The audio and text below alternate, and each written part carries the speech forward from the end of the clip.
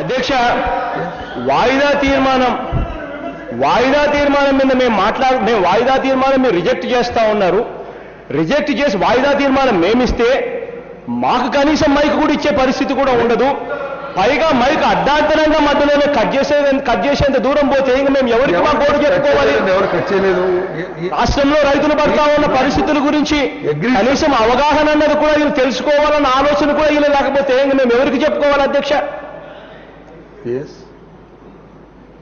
దీనికి సంబంధించి ఇంతటి దారుణమైన పరిస్థితి దారుణమైన పరిస్థితిలో ఇవాళ రైతులు ఉన్నారు.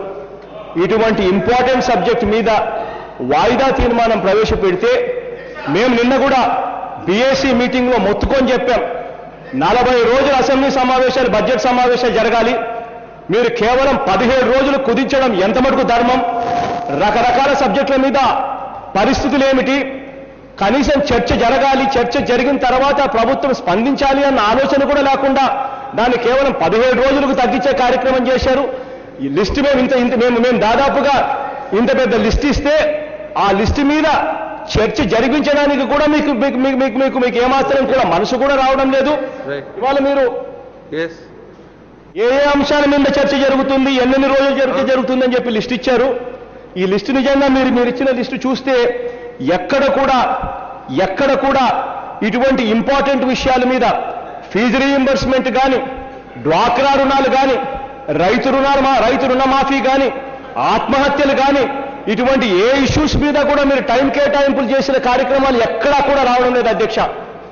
దీనికి సంబంధించి బీఏసీలో మేము గట్టిగా మాకు టైం కేటాయించండి అని చెప్పి అడిగితే మేమేదో టైం కేటాయించమని అడగడం కూడా మేమేదో తప్పు చేస్తా ఉన్నాము, మాట్లాడేదానికి మాకు టైం ఇవ్వండి అని అడిగితే కూడా మేమేదో తప్పు చేస్తాన్నాం అని చెప్పి బుల్డోజ్ చేసే కార్యక్రమం జరుగుతూ ఉంటే అసలు ఈ శాసనసభ ఎందుకు జరుగుతూ ఉందో నాకు అర్థం కావడం లేదు అధ్యక్ష.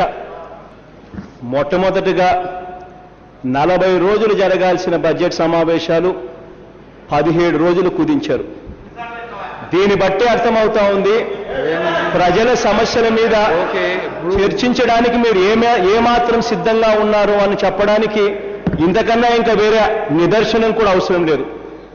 ఆ తర్వాత కూడా మీరు ఈరోజు ఇచ్చారు లిస్ట్ ఆఫ్ బిజినెస్ అని చెప్పి, ఈ 27వ తారీఖు దాకా జరగబోయే లిస్ట్ ఆఫ్ బిజినెస్ గురించి మీరు ఇచ్చారు.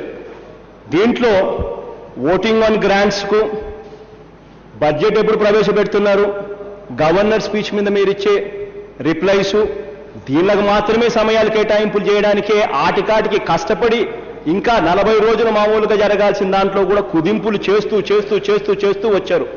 దాని తర్వాత ఇక మిగిలిన ఇంపార్టెంట్ ఇష్యూస్, క్యాపిటల్ అయితేనేమి, రైతుల ఆత్మహత్యలు అయితేనేమి, డాక్రా రుణాల మాఫీ అయితేనేమి, రైతు రుణాల మాఫీ అయితేనేమి, ఇటువంటి దానిలకు మీరు ఇచ్చినది 0. దీనికి సంబంధించి అందుకనే మేము మిమ్మల్ని గట్టిగా అడుగుతా ఉన్నాము, దయవుంచి వీటికి సంబంధించిన సమయం కూడా ఎటువంటి పరిస్థితులు ఇవ్వండి, ఎప్పుడు ఇస్తాము అన్నది కూడా మీరు దయచేసి చెప్పండి. మేము ఆ రోజుకు ప్రిపేర్డ్గా వస్తాము, ఆ రోజు చర్చ జరిగించండి అని చెప్పి రిక్వెస్ట్ చేస్తా ఉన్నాం అధ్యక్ష. ఓటింగ్ ఆన్ గ్రాంట్స్కు మీరు ఇచ్చిన సమయం ఎంత? ఒక్కొక్క సబ్జెక్ట్ మీద ఇంత డీటెయిల్ డిస్కషన్ జరగాల్సిన అంశాల మీద, బడ్జెట్ కేటాయింపుల మీద జరగాల్సిన అంశాల మీద మీరు ఇచ్చిన సమయాన్ని ఎంత?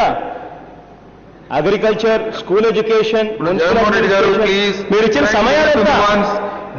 ఇది సమయాలన్నీ కట్ చేసుకుంటా వచ్చి ఇంతే సమయం ఇస్తాం, మాట్లాడిన కాడికి మాట్లాడండి, ఇంతే మేము సమయం ఇచ్చేది అని చెప్పి మీరు చెప్తా ఉన్నారు. ఇంకా దాన్ని బుల్డోజ్ చేస్తా మళ్ళీ చెప్పుకొస్తానే పోతా ఉన్నారు. కానీ జగన్మోహన్ రెడ్డి గారు మామూలుగా ఇప్పుడు మీరు రైజ్ చేసిన అడ్జెంట్మెంట్ మోషన్ అనేక రూపాల్లో రావడానికి అవకాశం ఉంది. 340 ఉండండి ప్లీజ్, 344 ఇచ్చుకున్నా, షార్ట్ డిస్కస్ ఇచ్చినా ఇవ్వండి. మీరు ప్రభుత్వ తరఫు నుంచి కూడా వాళ్ళు డిస్కస్ చేయడం సిద్ధంగా ఉన్నా చెప్పారు. ఎస్ సార్, ఇప్పుడు మేము ఏదైతే అతి ప్రాధాన్యతమైనటువంటి అంశం, ఈ అంశాన్ని మేము అడ్జెంట్మెంట్ మోషన్ ఇచ్చిన తర్వాత, మీరు డిజాల్వ్ చేసిన తర్వాత మేము దాన్ని తీసుకోవాలని చెప్పేసి వెల్లోకి రావడం జరిగింది. ప్రాపర్ ఫార్ములా దాని యొక్క ప్రాధాన్యతను బట్టే ఈ రాష్ట్రంలో ఉన్నటువంటి సంక్షోభాన్ని ఈ ప్రభుత్వం అర్థం చేసుకోవాలనేటువంటి తపంతో మేము చేశాం. అయితే ఒక్కసారి సార్, దీన్ని ఏ రకంగా చేస్తామన్న దాన్ని మీరు చెప్పిస్తామని చెప్పారు ప్రభుత్వంతో. కానీ లెజిస్లేటివ్ అఫైర్స్ మినిస్టర్ గారు మాట్లాడుతూ బీఎస్సీలో జరిగినటువంటి సంఘటనలో చెప్పడం జరిగింది తప్పించి ఎక్కడా కూడా దీని మీద ఏ రకంగా నిర్ణయం తీసుకుంటాం అన్నది ఎందుకు చర్చకు వెనకబోగలుగుతున్నారు? థింగ్ ఈజ్ చర్చ చేద్దాం, ఈ సభ దృష్టికి తెద్దాం, ఆంధ్ర రాష్ట్ర ప్రజానీకానికి ఒక అవగాహన దీని మీద కల్పిస్తాం, దీన్ని సరిదిద్దుదాం అనేటటువంటి ఆలోచన ఈ ప్రభుత్వానికి ఉన్నట్టయితే ఏ రకంగా తీసుకుంటున్నారో చెప్పాలి. ఇవ్వండి. ఎస్ డెఫినెట్ గా తీసుకుంటున్నారు కదా. ఎస్ ఏంటైతే మేము ఇప్పుడు అడ్జర్న్మెంట్ మోషన్ కింద ఇచ్చామో దాన్నే మీరు నోటీస్ గా పరిగణన తీసుకుని Yes, వాళ్ళు అదే 344 చేయండి. వాళ్ళు అదేలా చెప్పింది. Okay okay clarify okay